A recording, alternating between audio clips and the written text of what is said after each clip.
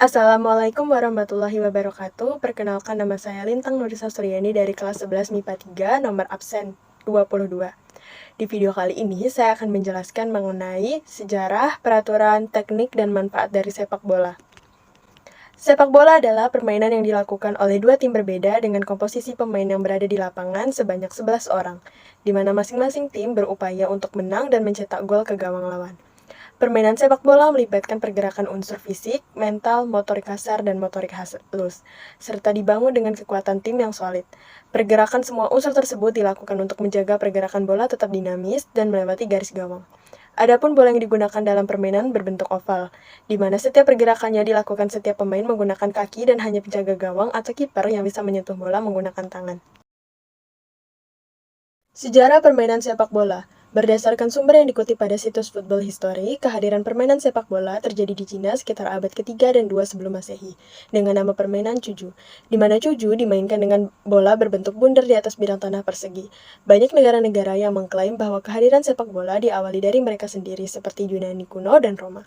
Namun cerita yang banyak diakui, permainan sepak bola populer pada abad ke-12, di mana pada abad ini sepak bola dimainkan di padang rumput dan jalanan Inggris. Seiring berjalannya waktu, kemudian bermunculan klub sepak bola. Akan tetapi, kehadiran klub sepak bola yang diyakini ada sejak abad ke-15 tersebut terorganisir dengan baik dan tanpa status resmi. Oleh karena itu, cukup sulit untuk menentukan klub sepak bola yang pertama hadir di muka bumi ini.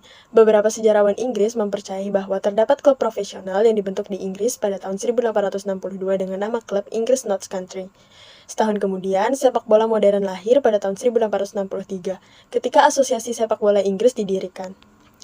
Sejak saat itu, pada tahun 1883, dilangsungkan turnamen internasional pertama yang melibatkan 4 negara, yaitu Inggris, Irlandia, Skotlandia, dan Wales. Meskipun sepak bola menjadi olahraga yang sangat fenomenal dan banyak digandrungi di Inggris, permainan ini perlahan menyebar ke negara-negara Eropa lainnya. Pertandingan pertamanya terjadi pada tahun 1867 yang berlangsung di luar Eropa, yaitu Argentina.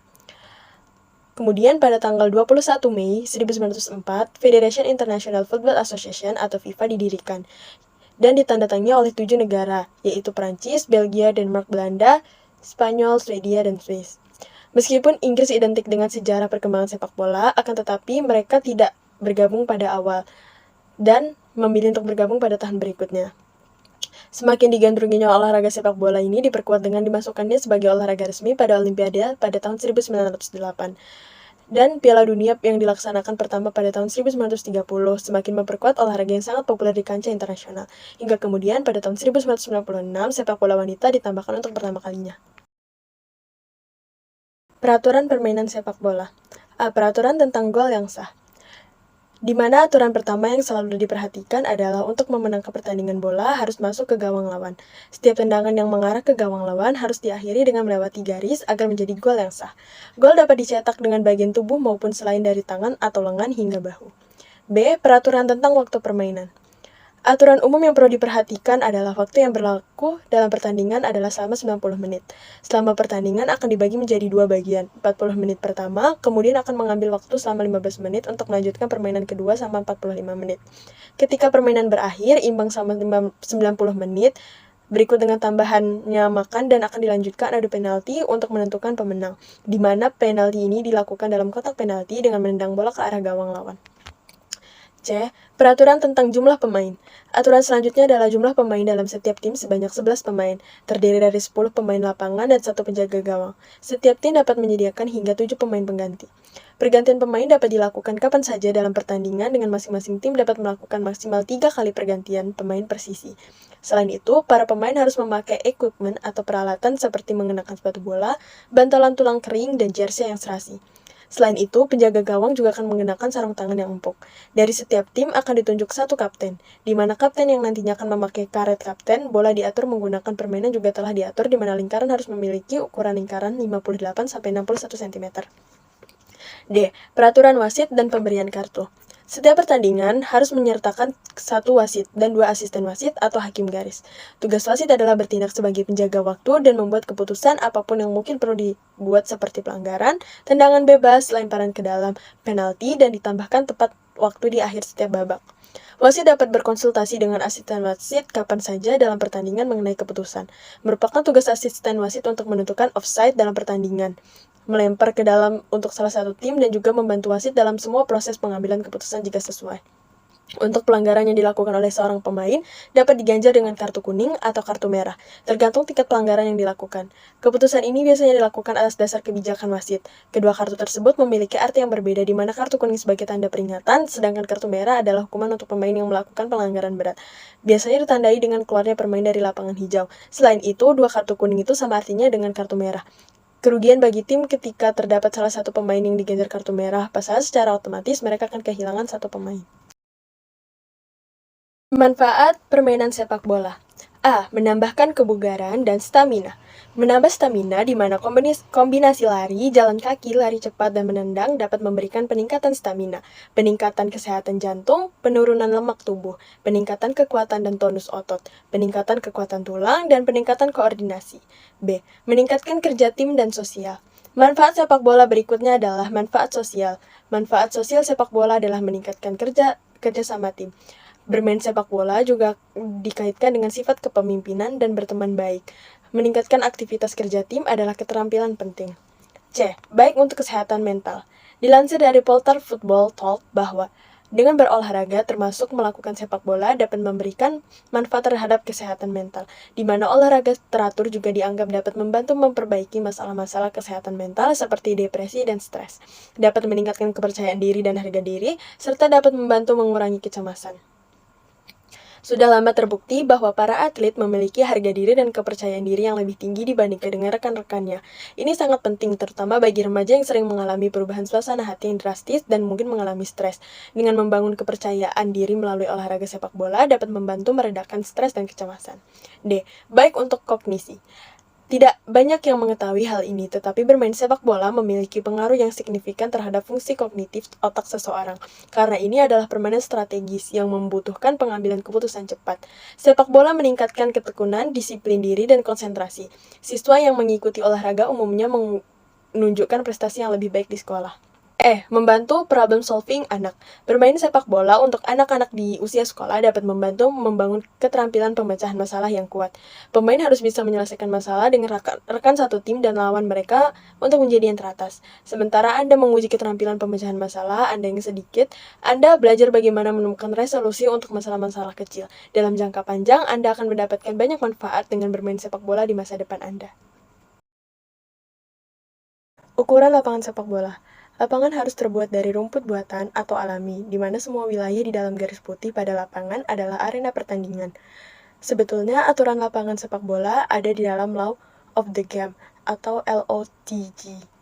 Lebih tepatnya di pasal 1, lapangan sepak bola boleh berbentuk persegi dan memiliki 4 sisi, diantaranya di sisi kanan dan kiri yang disebut sebagai garis lapangan, sedangkan di sisi lain yaitu lebar lapangan disebut sebagai garis gawang. Ukuran lapangan diperbolehkan bervariasi. Aturan FIFA menerapkan standar lapangan sepak bola internasional adalah panjangnya 100-110 meter, sementara lebarnya 64-75 meter. Adapun lingkar tengah memiliki radius 9,15 meter, sedangkan ukuran kotak penalti adalah 4,3 kali 16,5 meter.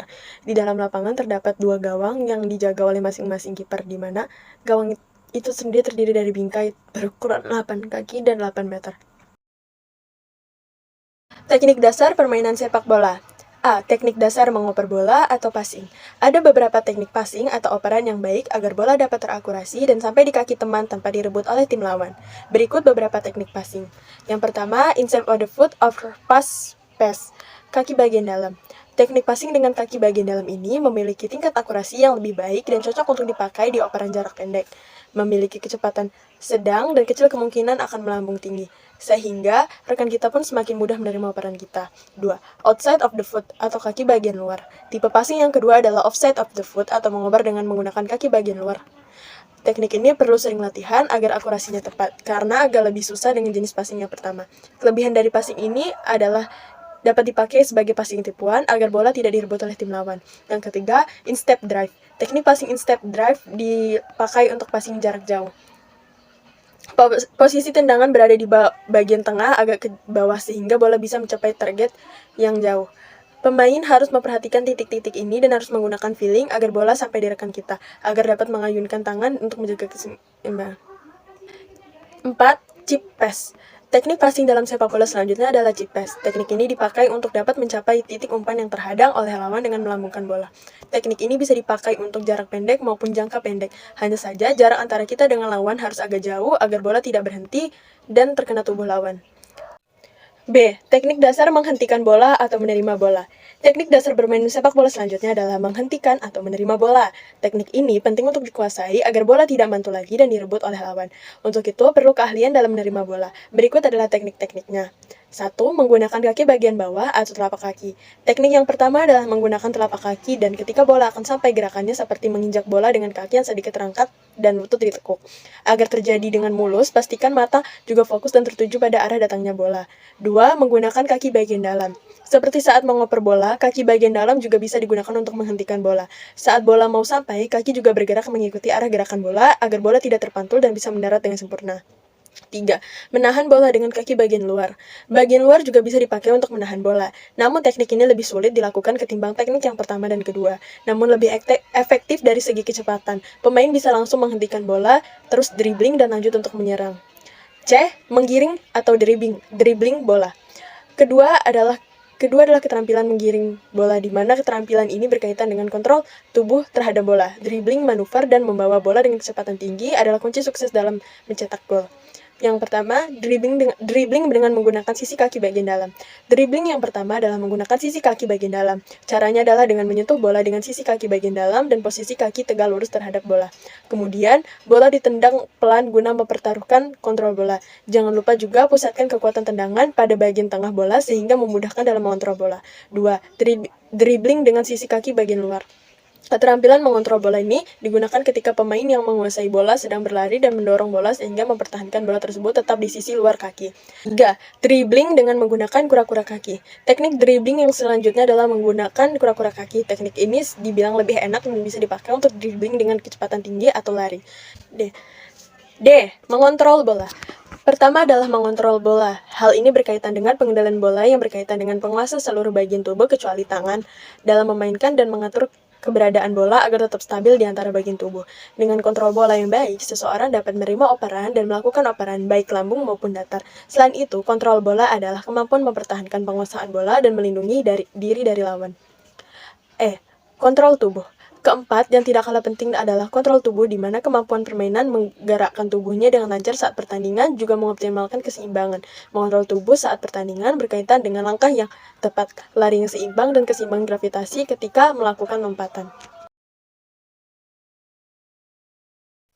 Tokoh terkenal. Sepanjang sejarah permainan sepak bola, telah banyak melahirkan tokoh-tokoh berjasa untuk klub dan negaranya. Keberadaan tokoh sepak bola ini tidak lain adalah berkat kegigihan selama menjadi atlet, tertib dalam latihan, dan menjunjung tinggi sportivitas. Pada Maret 2020, majalah France Football merilis sebanyak 50 nama tokoh berpengaruh dalam sepak bola. 4 diantaranya adalah Kylian Mbappe dari Paris Saint-Germain, Neymar dari Paris Saint-Germain, Lionel Messi dari Barcelona, juga Cristiano Ronaldo dari Juventus. Cristiano Ronaldo sebagai tokoh dan pemain sepak bola akan menjadi legendaris di masa yang akan datang. Ia telah menginspirasi banyak orang. Dengan segudang prestasi dan kekayaan yang dimiliki dari hasil pertandingan demi pertandingan menakjubkan yang ia mainkan. Maka tidak salah, Ronaldo adalah tokoh ternama dan terpengaruh yang akan terukir sejarah di kemudian hari.